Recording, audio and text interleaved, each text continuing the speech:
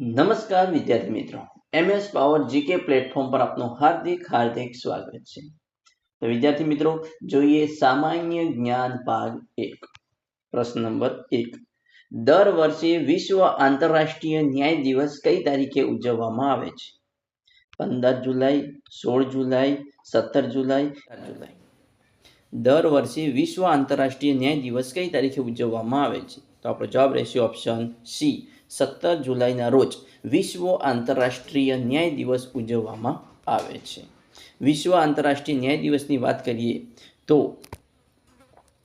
આંતરરાષ્ટ્રીય ન્યાય દિવસ, જેને આંતરરાષ્ટ્રીય ગુનાહિત ન્યાય દિવસ અથવા આંતરરાષ્ટ્રીય ન્યાય દિવસ તરીકે પણ ઓળખવામાં આવે છે, તે આંતરરાષ્ટ્રીય ગુનાહિત ન્યાયની ઉભરતી પ્રણાલીને માન્યતા આપવાના પ્રયાસના ભાગરૂપે 17 જુલાઈના રોજ સમગ્ર વિશ્વમાં ઉજવવામાં આવતો આંતરરાષ્ટ્રીય દિવસ છે। 17 જુલાઈએ આંતરરાષ્ટ્રીય ગુનાહિત અદાલતની રચના કરનાર સંધિને અપનાવવાની તારીખ છે। 1 જૂન 2010ના રોજ કંપાલામાં આયોજિત રોમ કાયદાની સમીક્ષા પરિષદમાં રાજ્ય પક્ષોની સભાએ 17 જુલાઈને આંતરરાષ્ટ્રીય ગુનાહિત ન્યાય દિવસ તરીકે ઉજવવાનો નિર્ણય લીધો હતો। કોણે? તો રોમ કાયદાની સમીક્ષા પરિષદમાં રાજ્ય પક્ષોની સભાએ 17 જુલાઈને આંતરરાષ્ટ્રીય ગુનાહિત ન્યાય દિવસ તરીકે ઉજવવાનો નિર્ણય લીધો હતો। દર વર્ષે વિશ્વભરના લોકો આ દિવસનો ઉપયોગ આંતરરાષ્ટ્રીય ફોજદારી ન્યાયને પ્રોત્સાહન આપવા માટે કાર્યક્રમનું આયોજન કરે છે। ખાસ કરીને આંતરરાષ્ટ્રીય ફોજદારી અદાલતને સમર્થન આપવા માટે આ દિવસનો ઉપયોગ કરે છે। જોઈએ નેક્સ્ટ પ્રશ્ન, પ્રધાનમંત્રી ધન ધાન્ય કૃષિ યોજનામાં કેટલી કેન્દ્ર સરકારની યોજનાઓ મર્જ કરવામાં આવી છે? 24 યોજનાઓ, 11 યોજનાઓ, 36 યોજનાઓ કે 18 યોજનાઓ? પ્રધાનમંત્રી ધન ધાન્ય કૃષિ યોજનામાં કેટલી કેન્દ્ર સરકારની યોજનાઓ મર્જ કરવામાં આવી છે? તો આપણો જવાબ રહેશે ઓપ્શન સી, 36 યોજનાઓ મર્જ કરવામાં આવી છે। પ્રધાનમંત્રી ધન ધાન્ય કૃષિ યોજનામાં કેન્દ્ર સરકારની 36 યોજનાઓ મર્જ કરવામાં આવી છે। પ્રધાનમંત્રી ધન ધાન્ય કૃષિ યોજના 100 ઓછા પાક ઉત્પાદકતા ધરાવતા જિલ્લાઓમાં શરૂ કરવામાં આવશે। આ યોજનાથી 1.7 કરોડ ખેડૂતોને કૃષિ ઉત્પાદકતા વધારવામાં, સિંચાઈની સુવિધામાં સુધારો કરવામાં અને લાંબા ગાળા અને ટૂંકા ગાળાના ધિરાણની સુવિધા પ્રદાન કરવામાં મદદ મળશે। પ્રધાનમંત્રી ધન ધાન્ય કૃષિ યોજનામાં કેન્દ્ર સરકારની 36 યોજનાઓ મર્જ કરવામાં આવી છે। કેટલી યોજનાઓ? 36 યોજનાઓ। નેક્સ્ટ પ્રશ્ન, ભારતીય નૌકાદળ દ્વારા કાર્યરત કરાયેલ ભારતના પ્રથમ સ્વદેશી રીતે ડિઝાઇન અને નિર્મિત ડ્રાઇવિંગ સપોર્ટ વેસેલનું નામ શું છે? ઓપ્શન એ, INS વિરાટ, INS શંકુશ, INS Arihant, option D, INS Nistar. ભારતીય નૌકાદળ દ્વારા કાર્યરત કરાયેલા ભારતના પ્રથમ સ્વદેશી રીતે ડિઝાઇન અને નિર્મિત ડ્રાઇવિંગ સપોર્ટ વેસલનું નામ શું છે? તો આપણો જવાબ રહેશે option D, INS Nistar. INS Nistar એ એક જહાજ છે। શું છે? INS નિસ્તાર એ શું છે? એક જહાજ છે। 118 મીટર લાંબુ આ જહાજ 300 મીટરની ઊંડાઈ સુધી ડાઇવિંગ અને 1000 મીટર સુધી રેસ્ક્યુ ઓપરેશન કરી શકે છે। 75% સ્વદેશી સામગ્રીથી તૈયાર કરેલું નિસ્તાર સબમરીન ઇમરજન્સીમાં બચાવ માટે કામ આપશે। 75% સ્વદેશી સામગ્રીથી તૈયાર થયેલું છે। કયું? નિસ્તાર, INS નિસ્તાર, જે ઇમરજન્સી બચાવ માટે કામ આવશે, જે 300 મીટરની ઊંડાઈ સુધી અને 1000 મીટર સુધી રેસ્ક્યુ ઓપરેશન કરી શકે છે।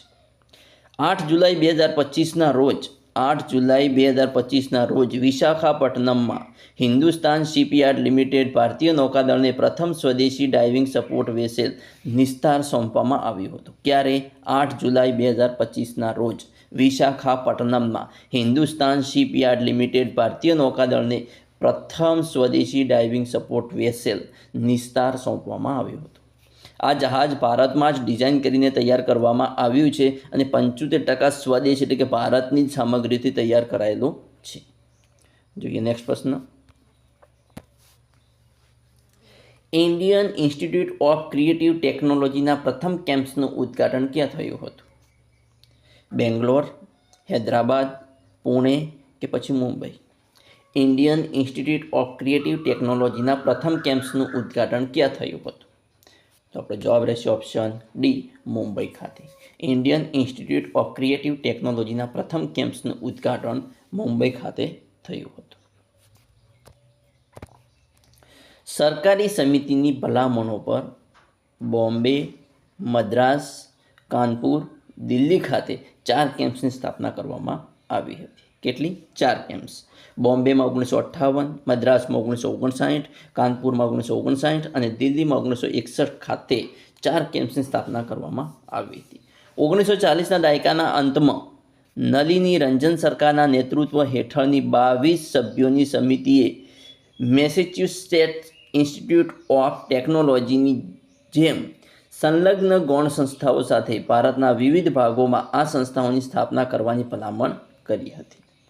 પ્રથમ ભારતીય ટેકનોલોજી સંસ્થાનની સ્થાપના મે 1950માં પશ્ચિમ બંગાળના ખડગપુરમાં હિજલી અટકાયત શિબિરના સ્થળે કરવામાં આવી હતી અને 18 ઓગસ્ટ 1951ના રોજ મૌલાના અબુલ કલામ આઝાદ દ્વારા સંસ્થાના ઔપચારિક ઉદ્ઘાટન પહેલાં ભારતીય ટેકનોલોજી સંસ્થા નામ અપનાવવામાં આવ્યું હતું. કયું? ભારતીય ટેકનોલોજી સંસ્થા નામ ક્યારે અપનાવવામાં આવ્યું હતું? તો 18 ઓગસ્ટ 1951ના રોજ મૌલાના અબુલ કલામ આઝાદ દ્વારા સંસ્થાના ઔપચારિક ઉદ્ઘાટન પહેલાં ભારતીય ટેકનોલોજી સંસ્થા એવું નામ અપનાવવામાં આવ્યું હતું. જોઈએ નેક્સ્ટ પ્રશ્ન. લઘુમતી બાબતોના મંત્રાલય દ્વારા તાજેતરમાં શરૂ કરાયેલા PM વિકાસ યોજના હેઠળના પ્રોજેક્ટનું મુખ્ય લક્ષ્ય શું છે? ઓપ્શન એ, કૌશલ્ય તાલીમ અને મહિલા ઉદ્યોગ સાહસિકતા વિકાસ. ઓપ્શન બી, ગ્રામીણ વિસ્તારોમાં માળખાગત વિકાસ. ઓપ્શન સી, આદિવાસી પટ્ટામાં નવીનીકરણીય ઉર્જાનો ઉપયોગ. ઓપ્શન ડી, બાળકો માટે આરોગ્ય અને પોષણ સેવાઓ. લઘુમતી બાબતોના મંત્રાલય દ્વારા તાજેતરમાં શરૂ કરાયેલા PM વિકાસ યોજના હેઠળના પ્રોજેક્ટનું મુખ્ય લક્ષ્ય શું છે? તો આપણો જવાબ રહેશે ઓપ્શન એ, કૌશલ્ય તાલીમ અને મહિલા ઉદ્યોગ સાહસિકતાનો વિકાસ. લઘુમતી બાબતોના મંત્રાલય દ્વારા તાજેતરમાં શરૂ કરાયેલા PM વિકાસ યોજના હેઠળના પ્રોજેક્ટનું મુખ્ય લક્ષ્ય છે કૌશલ્ય તાલીમ અને મહિલા ઉદ્યોગ સાહસિકતા વિકાસ. જોઈએ નેક્સ્ટ. નીચેનામાંથી કઈ ડેરી અમદાવાદ જિલ્લામાં આવેલી નથી? મિત્રો અહીંયા પૂછવામાં આવ્યું કે નીચેમાંથી કઈ ડેરી અમદાવાદ જિલ્લામાં આવેલી નથી? Option A, Abad dairy, Azad dairy, Ajod dairy કે પછી અમર ડેરી? નીચેનામાંથી કઈ ડેરી અમદાવાદ જિલ્લામાં આવેલ નથી?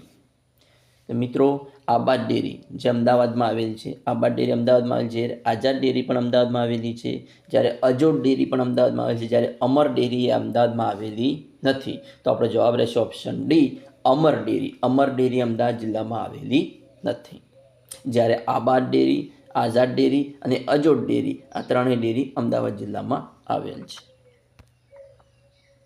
નેક્સ્ટ. પૃથ્વીનું આશરે 50% ઓક્સિજન ઉત્પાદન ખાલી જગ્યામાંથી આવે છે? ઓપ્શન એ, શંકુદ્રમ વનો. ઓપ્શન બી, વર્ષા વનો. ઓપ્શન સી, સમુદ્ર. ઓપ્શન ડી, ઘાસના મેદાનો. પૃથ્વીનું આશરે 50% ઓક્સિજન ઉત્પાદન ખાલી જગ્યામાંથી આવે છે. ક્યાંથી આવે છે? મિત્રો આપણો જવાબ રહેશે ઓપ્શન સી, સમુદ્રમાંથી આવે છે. પૃથ્વીનું આશરે 50% ઓક્સિજન ઉત્પાદન સમુદ્ર કરે છે. કોણ કરે છે? સમુદ્ર કરે છે. કેવી રીતે? જોઈએ વિદ્યાર્થી મિત્રો ધ્યાનથી કે ઓક્સિજન એ એક રાસાયણિક તત્વ છે. શું છે? ઓક્સિજન એક રાસાયણિક તત્વ છે. એનું પ્રતીક શું છે? O છે. એનું પ્રતીક શું છે? O. અને અણુક્રમાંક 8 છે. અણુક્રમાંક કેટલો છે? 8 છે. તે સામયિક કોષ્ટકમાં ચાલ્કોજેન જૂથનો સભ્ય છે. ઓક્સિજન એ સામયિક કોષ્ટકમાં ચાલ્કોજોન જૂથનો સભ્ય છે. એક અત્યંત પ્રતિક્રિયાશીલ બિનધાતુ છે. ઓક્સિજન એ પ્રતિક્રિયાશીલ બિનધાતુ છે અને એક શક્તિશાળી ઓક્સિડાઇઝિંગ એજન્ટ છે જે મોટાભાગના તત્વો તેમજ અન્ય સંયોજનો સાથે સરળતાથી ઓક્સાઇડ બનાવે છે. શું બનાવે છે? ઓક્સાઇડ બનાવે છે સંયોજનો સાથે સરળતાથી. ઓક્સિજન પૃથ્વીના પોપડામાં સૌથી વધુ વિપુલ પ્રમાણમાં જોવા મળતું તત્વ છે. પૃથ્વીના પોપડામાં સૌથી વિપુલ પ્રમાણમાં જોવા મળતું તત્વ કયું છે? તો શું છે? ઓક્સિજન છે. જે પાણી, કાર્બન ડાયોક્સાઇડ, આયર્ન ઓક્સાઇડ અને સિલિકેટ જેવા વિવિધ ઓક્સાઇડના સ્વરૂપમાં પૃથ્વીના પોપડાનો લગભગ અડધો ભાગ બનાવે છે. પૃથ્વીના પોપડાનો અડધો ભાગ એટલે કે 50% ભાગ, 50% ભાગ કોણ બનાવે છે? ઓક્સિજન બનાવે છે. તે હાઇડ્રોજન અને હિલિયમ પછી બ્રહ્માંડમાં ત્રીજું સૌથી વધુ વિપુલ પ્રમાણમાં જોવા મળતું તત્વ છે. પ્રથમ કયું? હાઇડ્રોજન, બીજું હિલિયમ અને ત્રીજું ઓક્સિજન. જોઈએ નેક્સ્ટ પ્રશ્ન. નીચેના પૈકી કયા દેવ ધનંજય તરીકે પણ ઓળખાય છે? વરુણ, ઇન્દ્ર, અગ્નિ કે સોમ? નીચેના પૈકી કયા દેવ ધનંજય તરીકે પણ ઓળખાય છે? તો આપણો જવાબ રહેશે ઓપ્શન સી, અગ્નિ. અગ્નિદેવ ધનંજય તરીકે પણ ઓળખાય છે. જનનીની જોડ સખી નહીં જડે રેલો, આ ગીતના કવિનું નામ જણાવો. જનનીની જોડ સખી નહીં જડે રેલો હોય, આ ગીતના કવિનું નામ જણાવો. Option A Botadkar, option B Khabardar, option C Kavikant, option D Kalapi. જનનીની જોડ સખી નહીં જડે રેલો, આ ગીતના કવિનું નામ જણાવો. તો જવાબ છે ઓપ્શન એ બોટાદકર. જનનીની જોડ સખી નહીં જડે રેલો, આ ગીતના કવિનું નામ બોટાદકર છે. બોટાદકર વિશે માહિતી મેળવીએ તો બોટાદકરનો જન્મ નવેમ્બર 27, 1870 થયો હતો. ક્યારે થયો હતો? નવેમ્બર 27, 1870 બોટાદમાં થયો હતો, ગુજરાતના બોટાદમાં થયો હતો. અને એમનું મૃત્યુ સપ્ટેમ્બર 7, 1924 થયું હતું. વ્યવસાય વિશે વાત કરીએ તો પોતે કવિ હતા અને 13 વર્ષની ઉંમરે શિક્ષક બન્યા હતા. 13 વર્ષની ઉંમરે શિક્ષક બન્યા હતા. નેક્સ્ટ. કયું વૃક્ષ આદિવાસી વિસ્તારનું કલ્પવૃક્ષ મનાય છે?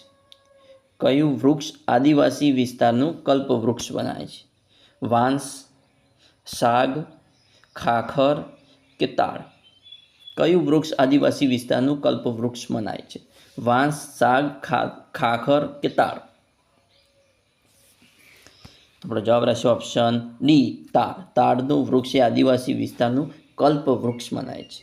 કયું વૃક્ષ? તાડનું વૃક્ષ એ આદિવાસી વિસ્તારનું કલ્પવૃક્ષ મનાય છે.